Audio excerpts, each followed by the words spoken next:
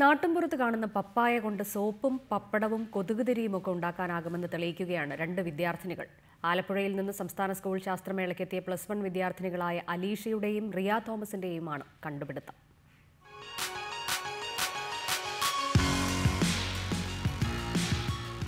പപ്പായ കൊണ്ടുണ്ടാക്കിയ സ്ക്വാഷ് കൊടുത്ത് അതിഥികളെ സ്വീകരിക്കാം.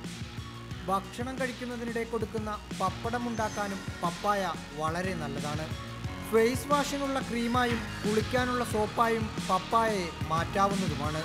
ഇനി ഡെങ്കിപ്പനി വന്നെന്നിരിക്കട്ടെ, അപ്പോഴും ഉപയോഗിക്കാം പപ്പായ കൊണ്ടുള്ള മരുന്ന്. പപ്പായ ലീഫ് എക്സ്ട്രാക്ട് എന്ന് വെച്ചാൽ നമ്മുടെ ഡെങ്കി ഫീവറിന് അഗേൻസ്റ്റ് നല്ല മെഡിസിനാണ്. സാധാരണ ഡെങ്കി ഫീവർ കഴിക്കുമ്പോൾ കുറേ സൈഡ് എഫക്ട്സ് ഉള്ള മരുന്നാണ് നമുക്ക് കിട്ടാറ്. പക്ഷേ ഇതാകുമ്പോൾ നമുക്ക് ഈസിലി അവൈലബിൾ മാത്രമല്ല, നമുക്കത് നല്ല എഫക്റ്റ്ഫുൾ ആയിട്ടുള്ള മരുന്നാണ്.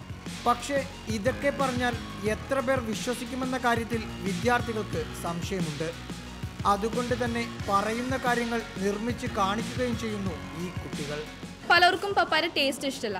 അപ്പം നമ്മൾ ഇങ്ങനത്തെ പ്രോഡക്റ്റ്സ് ആക്കി മാറ്റുമ്പോൾ അവർക്ക് അറിയണമെന്നില്ല, പപ്പായ കഴിക്കുന്നവർ അറിയില്ല.